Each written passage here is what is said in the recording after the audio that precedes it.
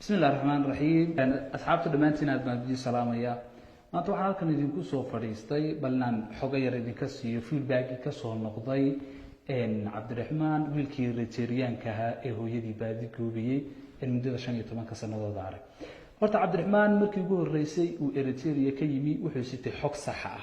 oo micnaha ah in hooyadii dhanka Kenya ay jirto waa sababta uu u tagay xuduudda Kenya iyo dalka Ethiopia ay wada leeyihiin una maray xiriyaha qaxootiga Soomaalida ku jiraan ee dhulkaasi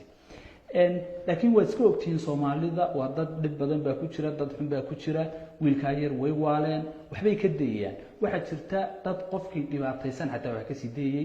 Cabdiraxmaan markaa waxbay ka dayeen inay ka helaan waxay siiyeen information qaldan waxay ku yiraahdeen orod waxa tagtaa intay sawir uga soo saareen Facebook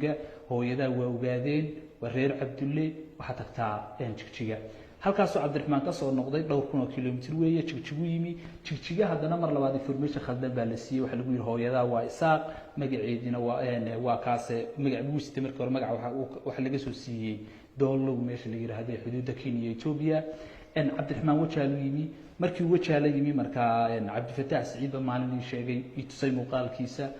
wiilka yar hooyadiisu baafinayeen Hargeysa keenay la baadi doono sidii baan Hargeysa ku keenay markii koobaad muuqaal baan ka duubnay wariyaal ay soo dhigeen Xasan Galeeriga ku jiraan oo Cabdifataax hadliyay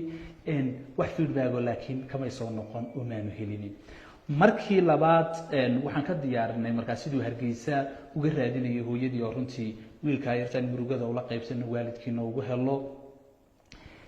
markaasaan muuqaalkii ka duubnay waa nigi muuqaalkii shalay soo galiyay marka waxaan rabaa inaan idin la wadaago feedbackii muuqaalkii ka soo noqday laba feedback ama dhahdaba saddex feedback baa runtii ka soo noqday mid waa dad sheeganaya oo leh anaga dhalay iyo wiilku anagu leeyahay midna waxa weeye sawiradii uu sitay dadkii lahaa weeye sawiradii haddaan ku horeeyo dadka sawirada leh horta sawirka uu hooyadii loogu sheegay lagu yiri waa hooyada waxa gabadh shaadiye la yiraahdo reer cirgaabo joogtan anigu baa qaano weeye sawirka saddexda hablood kalena waa hablo reer Boorama jooga marka qoliyaas way nala soo xiriireen waxayna sheegeen inanta ka uu hooyadii ku sheegayo kale inaan waliba la guursan oo beriga 16 sanadood ka hor u dhashayna taa ina yarba ahaydba markaas sidaas horta sawiradii iyo xogtu sitay waa khalad Cabdiraxmaan aabihii laftirkiisu ma siinayo xog oo mu ahayn inuu xog siinay haddaba aan ku noqdo dadkii markaa nala soo xiriiray laba qaybood bay ahaayeen qolo waxay noo sheegtay in Cabdiraxmaan dhaleen ay joogaan magaalada Laascaanood ee gobolka Sool ee Somaliland qolana waxa ay noo sheegeen inay Cabdiraxmaan walaashi tahay in kala nala soo xiriiray ay joogto magaalada Nairobi qolada reer Laascaanood nagala soo xiriiray xogtooda xog sax ah oo umada loo soo gudbin karo ama xog dhameystiran ma yahay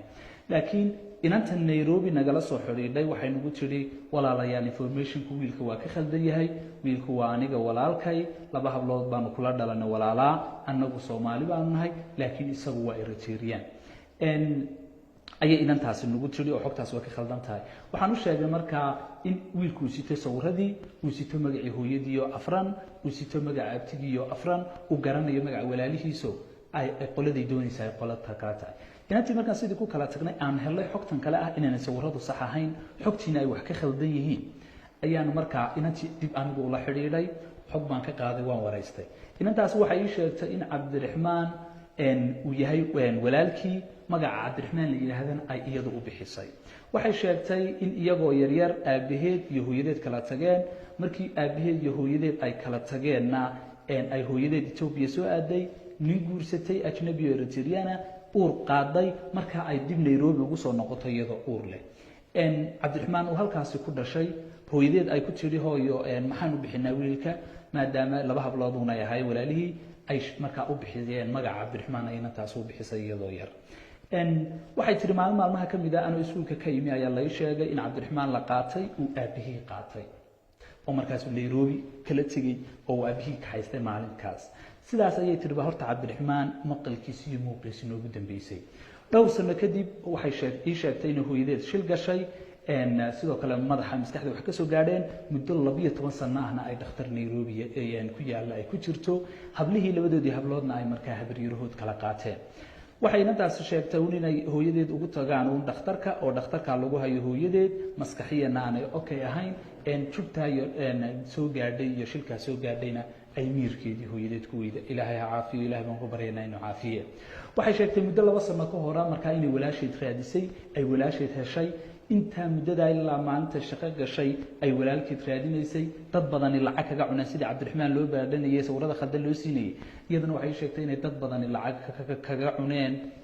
waa walaalka ay been u sheegeen ay mukhalasiin dirtay ay dad lacag siinaysay walaasheed sidii bay ku heshay laakiin walaalkeedii ajnabiga ahaa way weyday xiriir badan bay Itoobiya la samaysay dad jooga laakiin ma helinin waayahay marka inantaasi waxay tiri wiilkaasi waa walaalkay waxay diyaar u tahay marka in DNA laga qaado haddaba anigu Cali Mahdi ahaan waxaan aaminsanahay family Cabdiraxmaan inuu yahay familigaas ee Nairobi marka labadii hablood midna Muqdisho joogtaa midna Nairobi joogtaa in inanta Nairobi joogtay iyo walaasheeda Muqdisho joogta ee Soomaalida ahi inay tahay walaashood waayahay haddaba iminka waxa taala hal caqabad baa taala horta Cabdiraxmaan xog badan aabihi muusiinin markii aanu halkan keenay in muddo aan ku haynay baadidoon badan aan la galay Cabdiraxmaan waan dirnay iminka muddo dhowr shaab uu maqan yahay waxaan u dirnay Asmara waxaan nu siisina marka WhatsApp waxaan ku leeyahay wada xiriireynaa markaan hooyo helnana annaga dib kugu yeedheynaa waayahay horta Cabdiraxmaan hooyadii waa taas waa family-ga la helay hooyadiisaas ku xanuunsanaysa haddaba waxaan u baahanahay xaqiijin baynu u baahanahay guud ahaan ummadda muslimiinta iyo dadka Soomaalida ee uu Cabdiraxmaan abtisanayo waxa waajib inagu ah inaynu diir muslimnimo ugu naxariisano diir abtinimo ugu naxariisano oo aynu isku keenno hablahaas Nairobi jooga iyo Cabdiraxmaan DNA marka loo kala qaado Cabdiraxmaan wax wali Asmara muu gaadhinin jidku ku sii jira wuxuu marayaa jigjiga Addis Ababa maqal ama caasimada Tigreega maqalatu Asmara caasimadii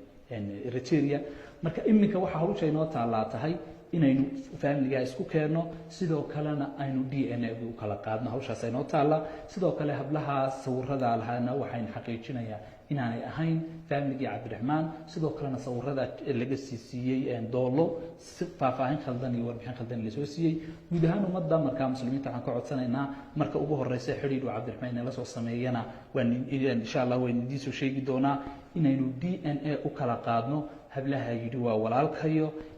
waliba physical ahaan aad bay iskugu ogyihiin isku shabahan waa sababta aanu aaminsanahay in Cabdiraxmaan family-giisu yahay family-ga reer Nairobi ee Nairobi degan maamada xanuunsanaysa walaashiisa Nairobi joogtay walaashiisa kale ee dhawaanaysa labada sano ee joogta Muqdisho intaas ayaan idin kaga tagayaa insha Allah Cabdiraxmaan hiilun buu u baahan yahay inaynu DNA u kala qaadno labada walaalahan isku keeno halkan haynaa waxa weeye in Cabdiraxmaan Asmara aynu ka keeno Hargeysa keeno sidoo kalena inanta Nairobi ka keeno Hargeysa keeno DNA-ga marka Hargeysa laga diro Hargeysa loo kala qaado aad walaalayaal mahadsanid